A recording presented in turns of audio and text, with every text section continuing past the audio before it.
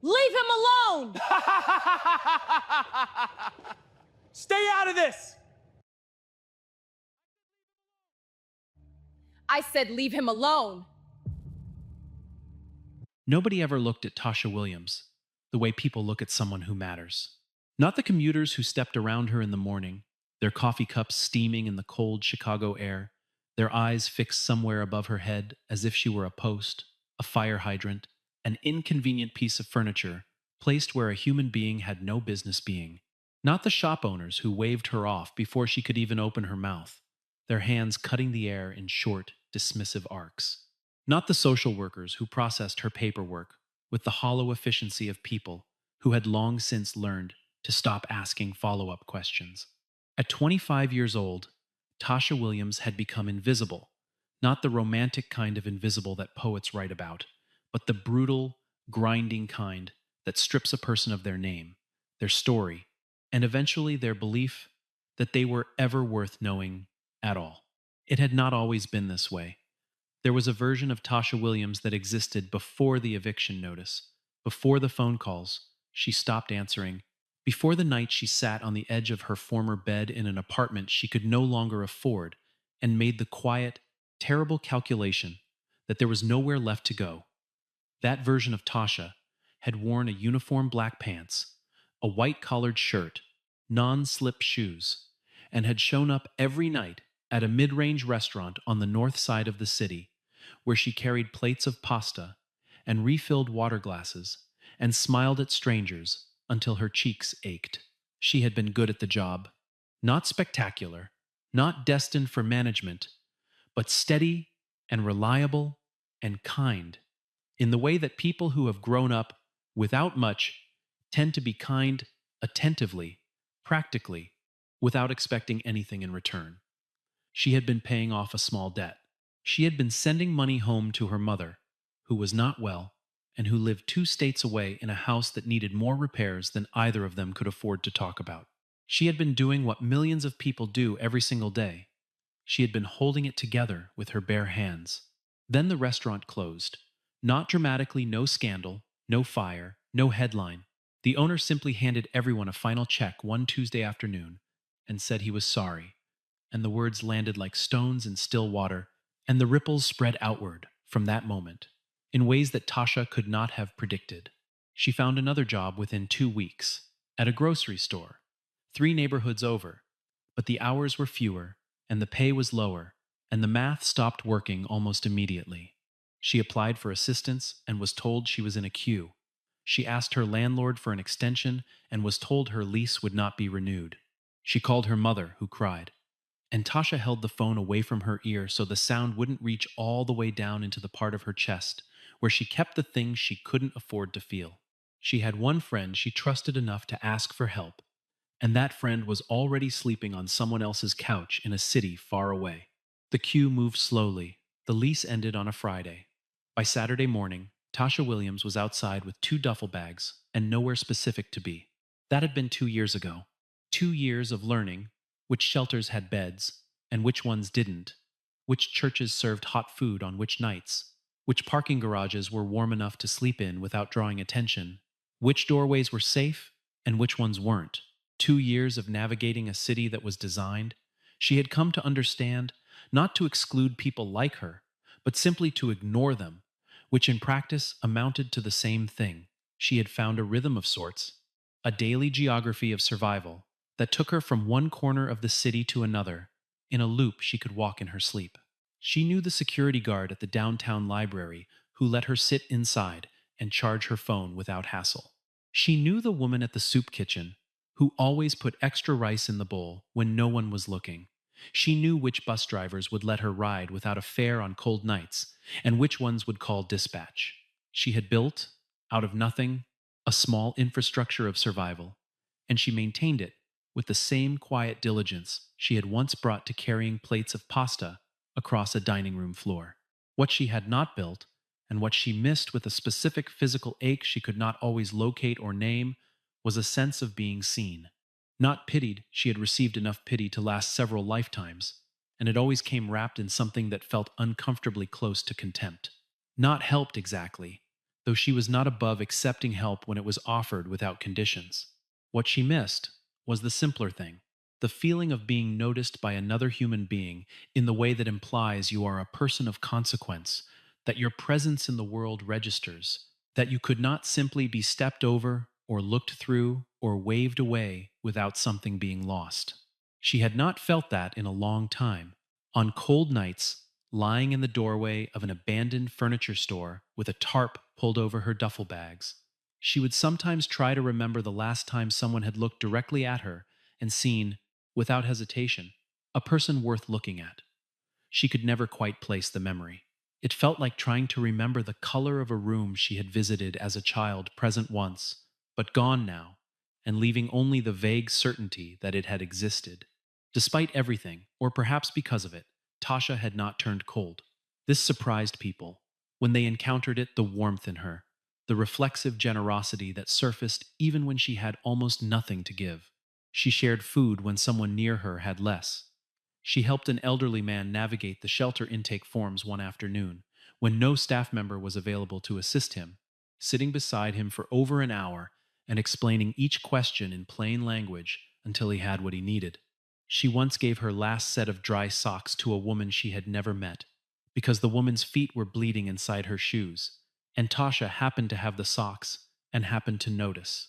She did not do these things to build goodwill or to earn anything in return. She did them because she had not yet lost the part of herself that recognized suffering in other people and felt compelled to respond to it, and because somewhere beneath the 2 years of invisibility and exhaustion and slow erosion, the essential Tasha Williams remained. Stubborn, decent, and fundamentally unwilling to walk past a person in trouble without at least stopping to look. On the evening that changed everything, she was settled into her usual spot near the abandoned furniture store on the western edge of a strip mall, eating the last of a sandwich someone had given her outside the soup kitchen, when she heard voices from the far end of the parking lot. They were not the casual voices of people heading to their cars. They had that particular edge to them, too loud, too deliberate, the rhythm of people performing something for one another. And Tasha went still without quite deciding to, her body reading the tone before her mind had finished processing it. The man in the parking lot was somewhere around 60 years old, broad-shouldered but moving with the careful deliberateness of someone whose joints had been making themselves known for a few years. He wore a leather vest over a dark jacket, and his motorcycle sat under the weak yellow light of the parking lot lamp, chrome gleaming faintly against the wet asphalt. He had come from the diner across the lot, a 24-hour place that served eggs and coffee at all hours and never seemed entirely full or entirely empty. And he was walking toward his bike with the unhurried pace of a man who had nowhere urgent to be. His name was Marcus Reed, though Tasha did not yet know that. She only saw what she could see: a large man, an older man, a man who was now surrounded. There were 5 of them, and they had the disordered energy of a group that had been drinking or wanted to appear as though they had, which in practice came to the same thing. They circled the man with the loose, circling motion of people testing the perimeter of something, looking for the place where it gave. It started with words, the kind of words designed not to communicate anything, but to establish position, to make a man feel small and see whether he flinches. The older man did not flinch. He kept his voice low, his hands visible, his posture carefully neutral. He was trying to find a way out of this that did not require anything to break, and Tasha could see it in the set of his shoulders, the practiced stillness of a man who had navigated difficult situations before and understood that the first priority was to prevent escalation. He was not afraid exactly. He was experienced. He knew what fear cost, and he was trying not to spend it yet. The group tightened the circle. One of them knocked against the motorcycle with his shoulder not quite accidentally, and the man named Marcus looked at the bike and then back at the group, and something shifted in the air between them. The words got louder. A second one stepped closer. The people who had been walking to their cars at the far end of the lot had stopped walking, but they had not moved toward the situation. They stood at a distance that preserved their deniability, close enough to watch, far enough to tell themselves they had not really seen anything. The parking lot felt suddenly very empty, in the way that public spaces sometimes feel empty, even when they contain people, when everyone present has decided, at almost the same moment, that whatever is happening is not their problem. Tasha set down the rest of her sandwich. She stood up. She did not make a decision. Exactly, or if she did, it was the kind of decision that happens below the level of reasoning in the part of a person that operates on something older and more immediate than thought. She had been in situations like this. Not this specific one, not with this specific geometry of bodies and threat, but the essential situation, the one where someone needs help, and the people around them have unanimously decided to look away. She knew what it felt like to be the person in the middle of that circle. She knew what it felt like to scan the faces of the people at the edges and find them all carefully averted. She had lived that moment more times than she could count, and each time it had left a specific residue, not bitterness, exactly, but a kind of knowledge, a sedimented understanding of what it costs a person to be left alone in a moment when they needed someone to stay. She walked across the parking lot. Her shoes were worn thin, and the wet asphalt came through the soles, and she barely noticed. She walked with a directness that surprised even her, because she had not planned to walk with directness. She had not planned anything, but her feet carried her forward with a certainty that her mind was still catching up to. She came to the edge of the circle and she stopped, and she said, clearly, and without raising her voice past what was necessary, "Leave him alone."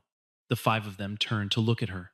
She was aware, in the way you become aware of things, when your adrenaline is making everything very clear and very slow, of exactly what they saw. A young black woman in worn clothing, her hair pulled back under a knit cap, her coat 2 sizes too large, and fraying at the cuffs, standing in a dark parking lot without anything resembling authority or backup, or a single obvious reason to be listened to. She was aware that what she looked like, in that moment, was someone who could be dismissed. She was also aware, with a kind of calm that she would not fully understand until much later, that she did not care. The one nearest her laughed first. It was the specific laugh of someone who laughs to invite others to laugh, performative, directed outward, intended to establish a consensus that the situation in front of them was absurd. The others joined in, and there was a moment, brief and jagged, where the laughter was the loudest sound in the lot. They said things about her. They pointed to her coat, her shoes, the duffel bag she had left by the doorway, and they used these things as evidence for arguments about her worth and her right to be standing where she was standing, and her general claim to being taken seriously. The words were not original. They were the standard vocabulary of people who use cruelty as a tool, and Tasha had heard most of them before, directed at herself and at people like her, and they landed where they landed, and she let them land, and she did not move. The man named Marcus, standing inside the circle, said to her quietly, "You don't need to do this." He meant it kindly. He meant it as a form of protection. She heard the care in it, and she did not want the care. Exactly, or rather, she wanted something else more. She wanted the five men to know that the person standing in front of them was not going to step back. She wanted the parking lot, and the people standing at its edges with their careful non-involvement, to see what it looked like when someone did not step back. She stood her ground, and she said again, in the same tone, unhurried and clear, "I said leave him alone." One of them moved toward her. He did not touch her. He stopped short of that, but he moved into her space in the way that is designed to make space feel threatening, to make a person feel the boundary of their own body as a vulnerability. He said something directly into her face, and she felt the heat of his breath, and she stayed where she was. The circle had shifted. They were looking at her now instead of Marcus, which was part of what she had intended, and part of what she had not quite calculated. And for a moment the situation balanced on something very thin. Then, the lights changed. Not the parking lot lights, the lights of a shopping center security vehicle, pulling slowly around the corner from the adjacent building, its headlights sweeping the lot in a wide arc. It did not accelerate. It did not stop dramatically. It simply appeared, with the unhurried authority of institutional presence, and the quality of the air in the parking lot shifted in the way that air shifts when a situation that was building towards something suddenly has a reason not to build. The five young men peeled away from the circle with the practiced casualness of people who have had practice peeling away from situations, still talking loudly, still performing the thing they wanted to appear to be, but moving away from the motorcycle and the older man, and the young woman who had walked across a wet parking lot with worn out shoes and no plan other than refusing to walk past it. They were not done. They called things back over their shoulders as they went. Threats that were also performances, promises of consequence that were designed to leave something behind, even as they retreated. The security vehicle idled at the edge of the lot, and the figures disappeared around the corner of the building. And then the parking lot was quiet again, or as quiet as a parking lot in the outer ring of a city can ever be, with the traffic still moving on the road beyond the lot, and the diner windows still glowing warm across the wet asphalt. Marcus Reed stood beside his motorcycle for a moment without speaking. He was looking at Tasha with an expression she had difficulty reading at first, and then recognized he was taking her seriously. He was looking at her the way a person looks at another person who has just done something that cost them something, and he was making sure she knew he understood what it had cost. He said, "You didn't have to do that." And she said, "No." And there was a pause, and he said, "I'm Marcus." And she said, "Tasha?" And they shook hands in the yellow light of the parking lot while the security vehicle circled slowly and the wet asphalt reflected everything back at them in scattered pieces. He offered to buy her dinner. She said no. He asked again, not insistently, but with the steadiness of a man who was asking because he meant it, and not because it was a convenient thing to say. She hesitated. She was hungry. The sandwich was gone. The diner across the lot had warm light in its windows, and she could smell coffee from where she stood. And hunger, when it is real and sustained and daily, has a way of interrupting the pride that might otherwise make a person refuse. She said yes. They crossed the parking lot together and went inside.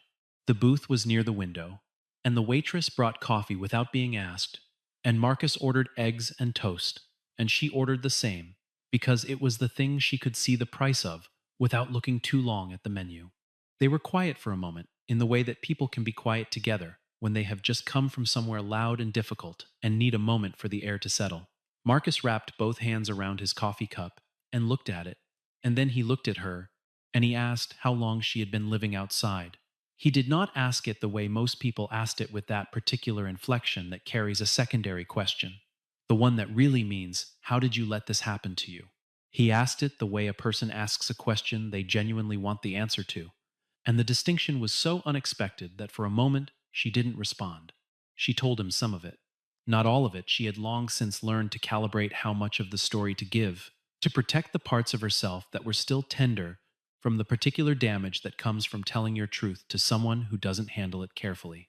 But she told him about the restaurant closing, and the grocery store, and the gap between what she earned and what she needed, and the way that gap had widened faster than she could run.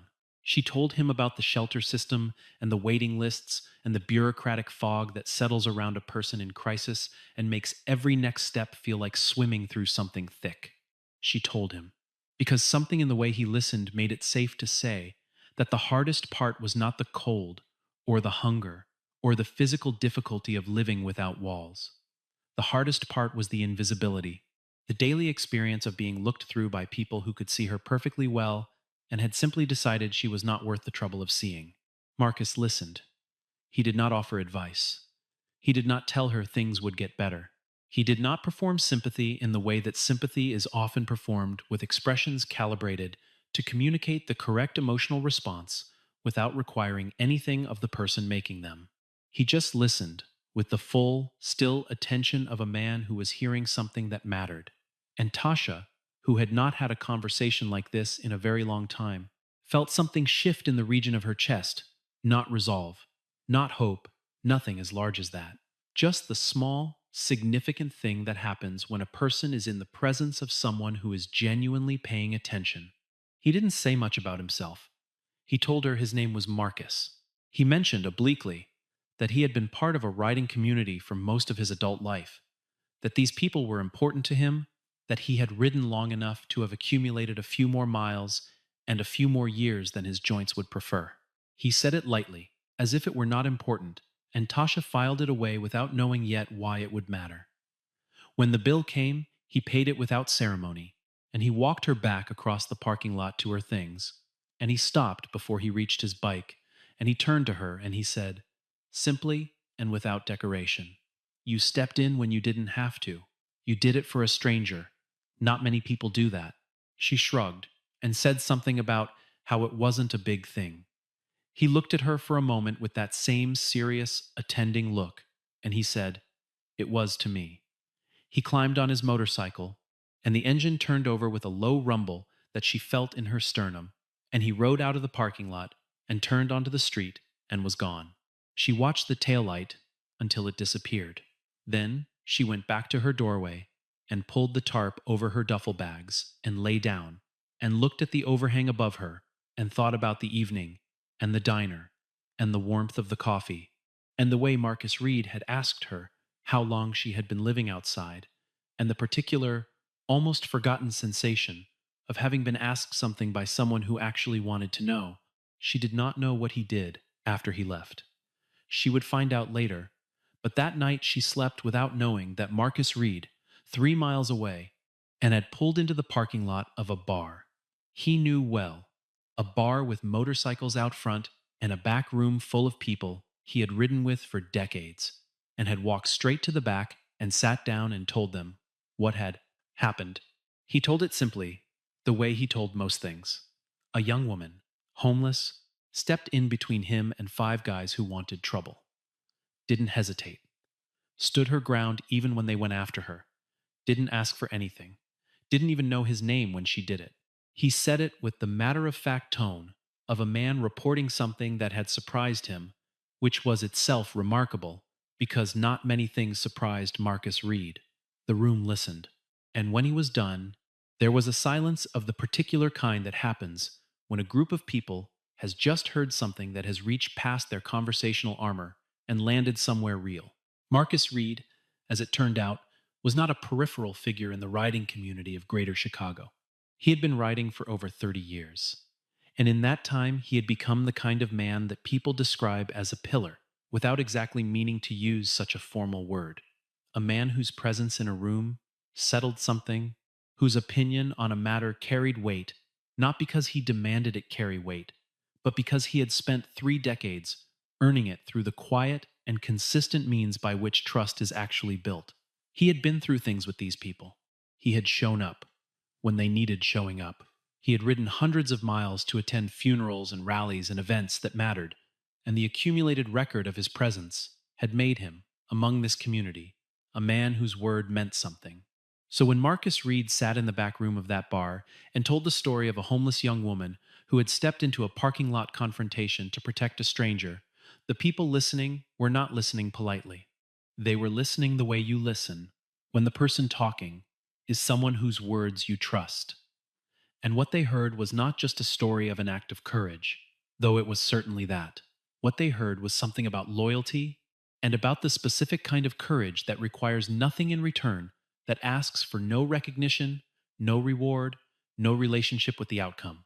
What they heard, in the story of Tasha Williams standing in a wet parking lot in worn-out shoes, was a set of values that they recognized. Values that, in their community, were not spoken of casually, but were lived out on the road, and in the ways that members of this community showed up for one another, year after year, through loss and celebration, and everything in between. The story moved. That is the only accurate way to describe what happened next. The story moved through the community with the organic, unstoppable motion of something that carries its own momentum. It was passed from person to person, not with the frantic viral energy of things designed to be shared, but with the deliberate and meaningful weight of something people wanted to make sure their people heard. A writer in Pilsen told it to his chapter. A woman who had been riding for 15 years told it at her Thursday night dinner with 4 other riders. A man who organized charity runs throughout the Midwest heard it and went quiet for a long time and then made 3 phone calls. The details of the story remained consistent in the way that true stories tend to, not because people were careful to preserve them, but because they were the kind of details that stick in the mind without effort. Homeless, young, black, stepped in alone, didn't know him, didn't ask for anything. Within 48 hours, hundreds of people in the writing community had heard about Tasha Williams. Many of them had reacted in the way that Marcus had hoped they would react, and the way that, if he were being honest with himself, he had known they would react, because he had been riding with these people long enough to know what moved them and what didn't. Some of them had been through their own versions of a hard time. Some of them had climbed out of situations that outsiders would have found surprising to learn about: the bankruptcy, the addiction, the divorce, the period of years when everything that had seemed solid had turned out to be temporary. They were not a community of people who had always had it easy, and the story of a young woman doing the right thing despite having nothing was not abstract to them. It touched something particular. It touched the part of them that understood, from direct experience, what it costs to keep your values intact when the world is not helping you do so. What none of them knew yet was where Tasha was. Marcus knew her name and the general area where she usually stayed, and the strip mall, and the abandoned furniture store with its dark windows. He had not asked her for more than that. He had not thought to ask, or perhaps, and he would wonder about this later, some part of him had understood that asking would have changed something, introduced a transactional quality into an evening that had been, in its strange and unexpected way, genuinely simple. He knew her name, and he knew the neighborhood, and he put that information into the community, and the community did what communities do. It organized. They went looking for her. Riders who knew that area drove through it on their regular routes, watching for a young woman matching the description. Others contacted people they knew: shelter workers, outreach volunteers, people who moved through the same geography that people who are living outside move through. They were not a search party in any official sense. They were just people keeping their eyes open. And they were a lot of people, spread across a city that they knew in the specific, textured way that you know a city from the seat of a motorcycle: every street, every intersection, every neighborhood transition that the map doesn't quite capture. Tasha, in the meantime, had resumed the ordinary pattern of her days. The morning after the diner, she had woken under the tarp in the doorway and watched the pale early light come in from the east, and thought about the night before, briefly, with a distant quality with which she had learned to think about things that felt good, holding them carefully, at a slight remove, so that when they faded, they did not take too much with them. She collected her things. She walked to the library, waited for it to open, charged her phone, read for an hour from a book she'd had for 6 months. She went to the soup kitchen at noon and ate, and helped set up tables afterward, because she liked feeling useful and because the soup kitchen coordinator had told her she was welcome to help whenever she wanted, which had felt, in its small way, like an invitation. She spent the afternoon near the train station, because the foot traffic there made it easier to ask for change without drawing too much attention, and she made enough for a coffee and part of tomorrow's food. She watched people come and go, and she listened to the city's particular afternoon music: the trains arriving, the pigeons on the overhead beams, the mobile phone conversations that people carry on in public, as if public doesn't exist. She did not know she was being looked for. She did not feel the weight of hundreds of people holding her name in their minds and scanning for her face. She moved through the city as she had moved through it for 2 years, carefully, quietly, below the notice of people who were not looking. On the third day after the parking lot, a rider named Danny Cavallo, who had been a mechanic for 25 years, and who knew the west side of the city the way he knew the inside of an engine intimately, without having to think about it, spotted her near the entrance to the Blue Line station on a Tuesday afternoon. She was sitting on the low concrete wall at the edge of the plaza, eating something from a paper bag, and something about the description clicked into place, and he slowed his bike, and he looked again, and he was certain. He did not approach her immediately. He pulled around the corner and made one phone call, and that phone call set in motion something he had known it would set in motion, had known from the moment he'd heard the story. But the knowing and the witnessing turned out to be different things. And as he waited, leaning against his bike on the side street with the autumn sun at an angle behind the buildings, he felt something in his chest that he would have struggled to name precisely. The sound came first. It always came first. It was the sound of motorcycles, which is not exactly a single sound, but a compound, one individual engines in their individual keys, overlapping and weaving, building from a low reverberation at the edges of perception to something that filled the air and made the pavement under her feet feel different, resonant, as if the city itself were vibrating at a new frequency. Tasha heard it from the plaza. She turned her head. She saw Danny on the side street, leaning against his bike, watching her with a look she could not immediately interpret. She heard the sound getting louder, coming from more than one direction, filling in from the street to the north and the street to the south, and the broad avenue that fed into the plaza from the east. She stood up. Her paper bag was still in her hand. The sound was very loud now, surrounding, filling the space between the buildings with a layered, harmonic roar that she felt in her ribs and her sternum and the soles of her feet. She looked at Danny on the side street, and something turned cold in her chest, the instinctive alarm of a person who has learned, through experience, that when something unusual happens in her vicinity, it is rarely in her favor.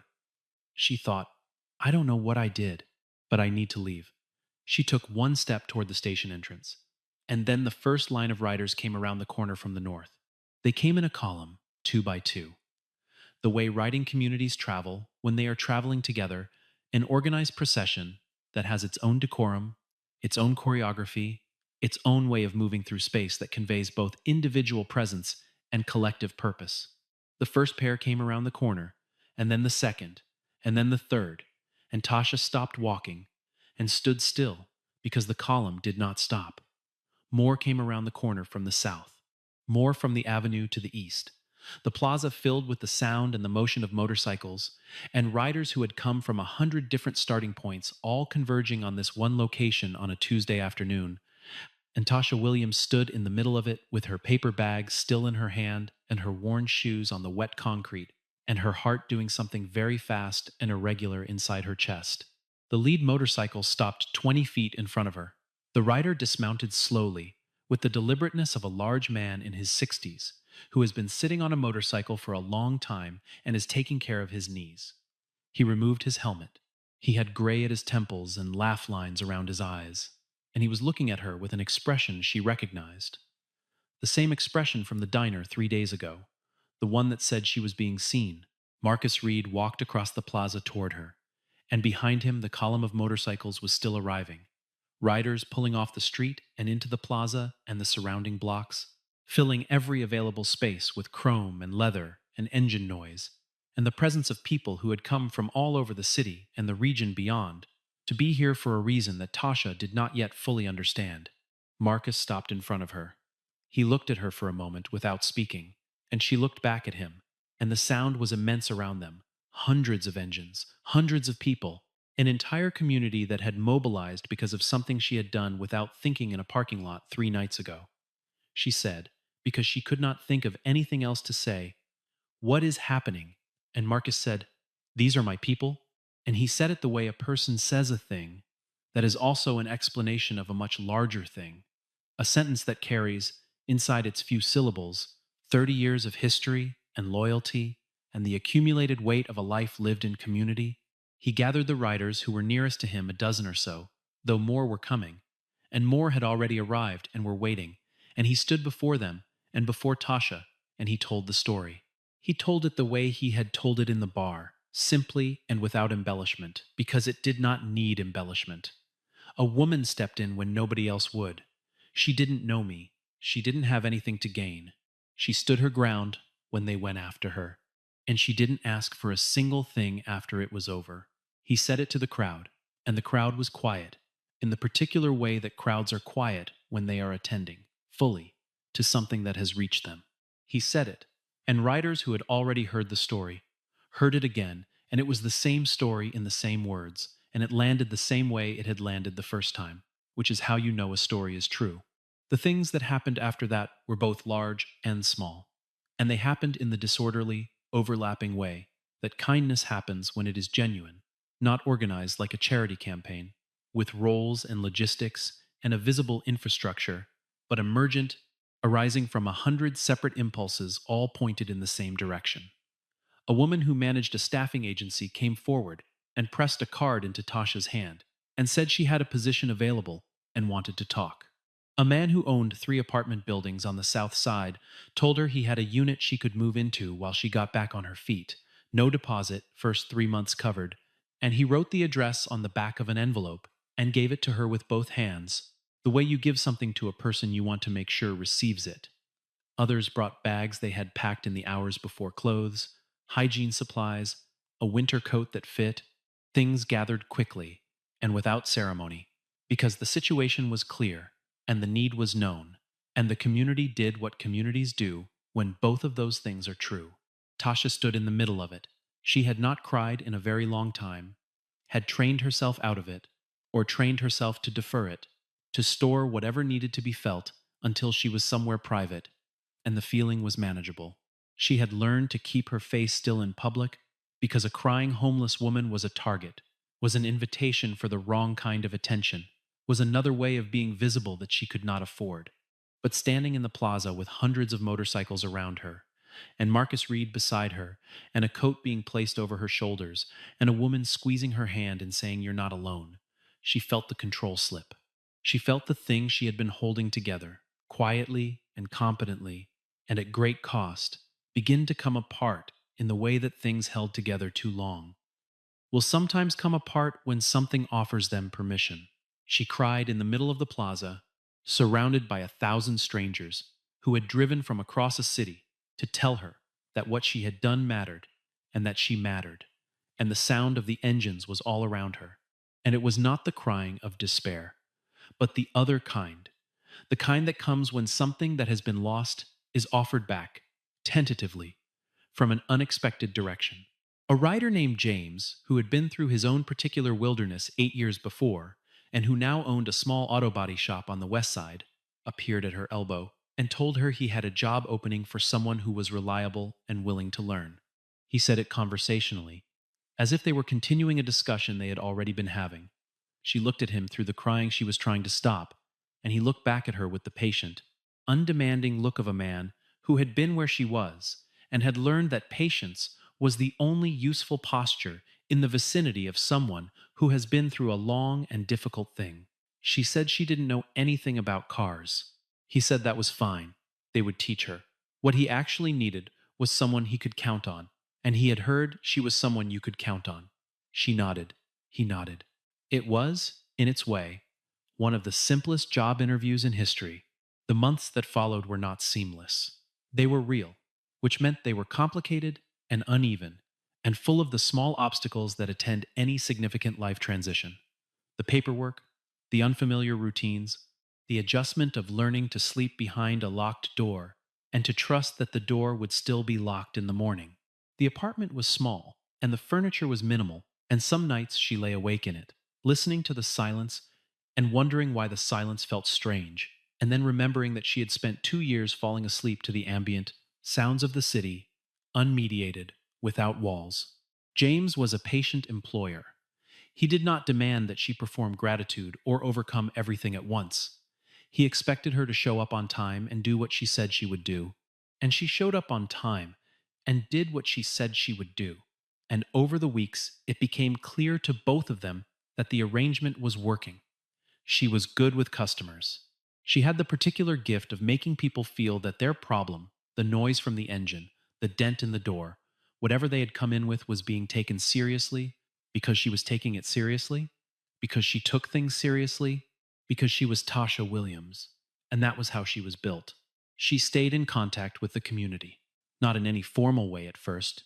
She was not a writer, had no particular relationship with motorcycles beyond the dramatic circumstances of their introduction, but in the human way, the way of people who have been brought into a network of mutual regard and begin to understand what that network means.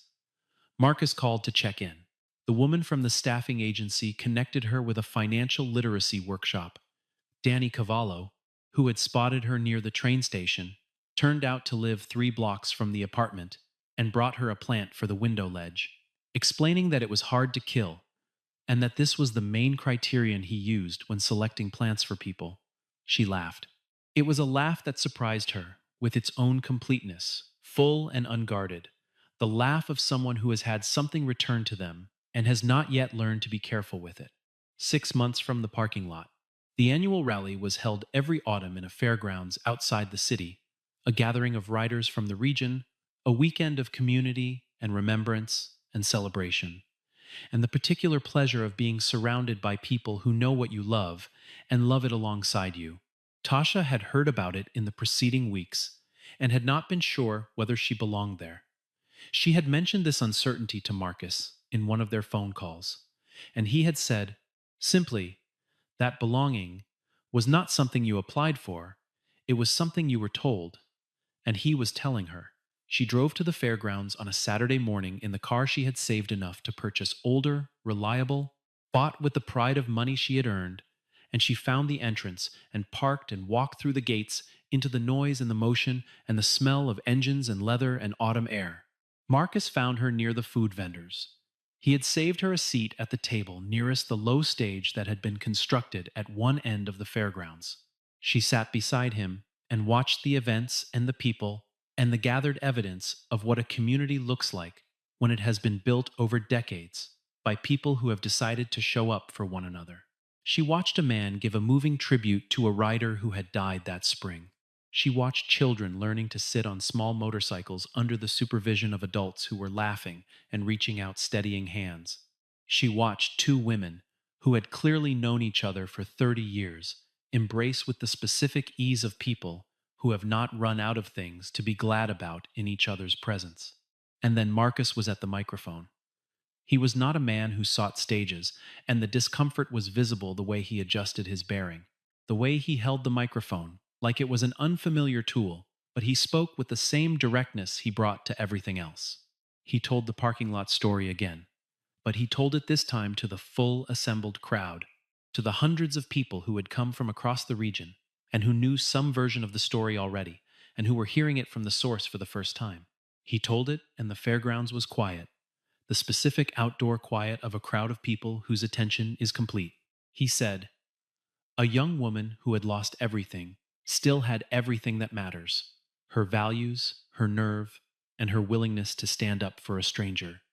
He said, "She had every reason in the world to look the other way, and she didn't." He said, "That is what we recognize in this community. That is who we want to be for each other and for the people around us." He asked her to stand. She stood. The crowd in front of her was vast, more people than she had ever stood before in her life. An expanse of people in riding gear, in leather, in the colors and insignia of a community that had adopted her without asking her permission, and which she had, in the preceding 6 months, come to understand she did not want to give back. They stood, all of them, in the rolling wave motion that a standing ovation makes when it begins spontaneously, at multiple points at once. They rose, and the sound of it was enormous. Not just the applause, but the voices, the whistles, the expression of a community claiming something as their own. Marcus came to stand beside her. He put his hand on her shoulder the way an older uncle puts a hand on a shoulder, steadying, not possessive, the gesture of someone offering their weight as an anchor. He leaned toward the microphone, and he said, and his voice was steady and clear, and carried across the fairgrounds on the autumn air.